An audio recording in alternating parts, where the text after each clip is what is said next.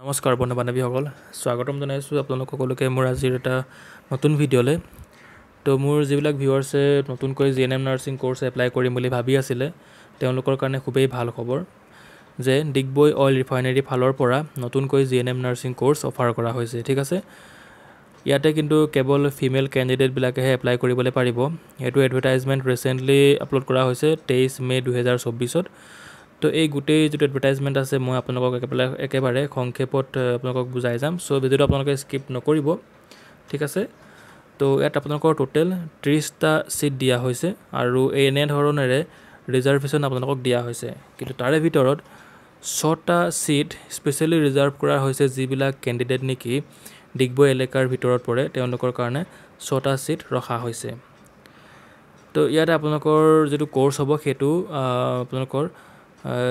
July মাহৰ পৰা start হ'ব মই ডেট আপোনালোকক স্পেশালি যেটো স্পেসিফিক ডেট আছে হেতু মই আপোনালোকক কৈ আছো অলপ পিছত তো কোৰ্ছটো আপোনালোকৰ 3 বছৰীয়া হয় ঠিক আছে আৰু ইয়াত আপোনালোকক এডমিশন দিয়া হ'ব যি Assam oil school of nursing আছে ডিগবৈত তো ইয়াত আপোনালোকক এই কোৰ্ছটো পঢ়ুৱা হ'ব মিনিমাম কেণ্ডিডেট গৰাকী যি কেৱল মাত্ৰ ফিমেল কেণ্ডিডেট এপ্লাই কৰিবলৈ পাৰিব তেওঁ ক্লাছ 12 পাস কৰা হ'ব লাগিব আৰু যদি সায়েন্সৰ পৰা হয় ঠিক আছে প্ৰিফাৰেবলি ফ্ৰম সায়েন্স যিবিলাক কেণ্ডিডেট সায়েন্স ব্যাকগ্ৰাউণ্ডৰ পৰা হয় তেওঁলোকক প্ৰধানতা দিয়া হ'ব ঠিক আছে আৰু মিনিমাম 40% মাৰ্কস তেওঁলোকে বিচাৰিছে ঠিক আছে কিন্তু ইয়াত কেৱল যে সায়েন্সৰ কেণ্ডিডেটহে এপ্লাই কৰিবলৈ পাৰিব তেনে নহয় ইয়াত আৰ্টছৰ কেণ্ডিডেটো এপ্লাই কৰিবলৈ পাৰিব বা অন্যান্য যি কোনোবা যদি এএনএম নাৰ্ছিং কৰি আছে বা কোনোবা যদি ভোকেশনাল কোৰ্ছ কৰি আছে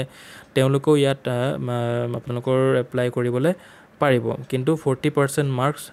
লাগিবই ঠিক আছে মিনিমাম এপ্লাই কৰিবৰ কাৰণে 40% মাৰ্কস লাগিবই কিন্তু তাৰে ভিতৰত যদি কোনোবাই কেণ্ডিডেটে গ্ৰেছ মাৰ্ক পাই পাস হৈছে তেনে হলে তেওঁলোকৰ সেই মাৰ্কসটো কাউন্ট কৰা নহব বুলি ইয়াত লিখি থোৱা হৈছে ঠিক আছে আপোনালোকে হেয়া চাই ল'ব তাৰ পাছত আহিছে যদি কোনোবাই হায়াৰ এডুকেশ্যন যদি কোনোবাই যদি লৈ থৈছে যেনে বিএ বিটেক এইবিলাক যি কোৰ্ছ দিয়া হৈছে এইবিলাক যদি কোৰ্ছ কৰি থৈছে তেনে হলে তেওঁলোক ইয়াত এপ্লাই কৰিবলৈ এলিজিবল নহব আৰু যদি বয়সৰ সময়সীমা চাও তেনে হলে কেণ্ডিডেট গৰাকী মিনিমাম 17 বছৰৰ পৰা ম্যাক্সিমাম 35 ইয়াৰ্ছৰ ভিতৰত এপ্লাই কৰিবলৈ পাৰে আৰু এজ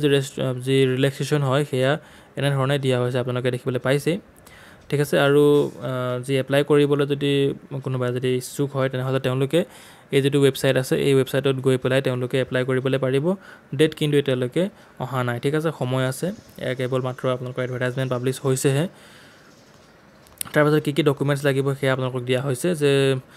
আপোনালোকৰ মেট্ৰিক পাছৰ যি ডকুমেন্টস হয় হেয়া বাৰ্থ প্ৰুফ হিচাপে বিচাৰিছে তেওঁলোকে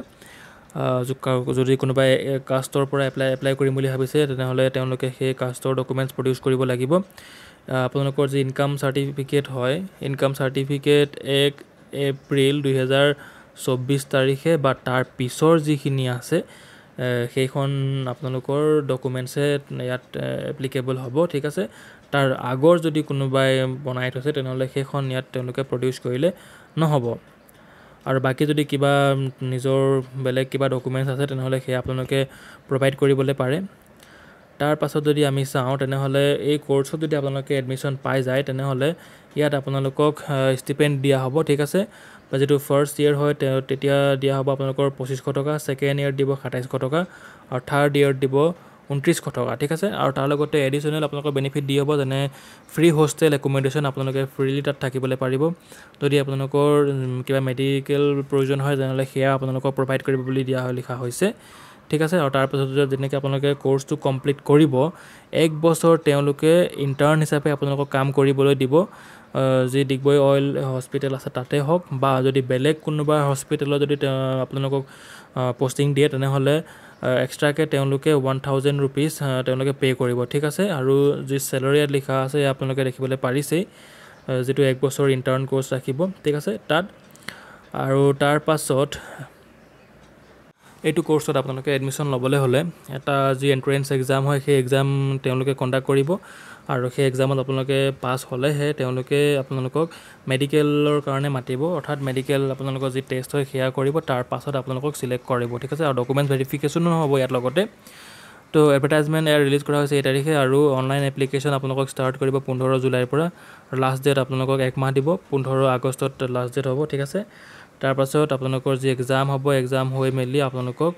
মেডিকেলৰ কাৰণে মাতিব তাৰ পাছতহে আপোনালোকক এডমিশ্যন দিয়া হ'ব চ'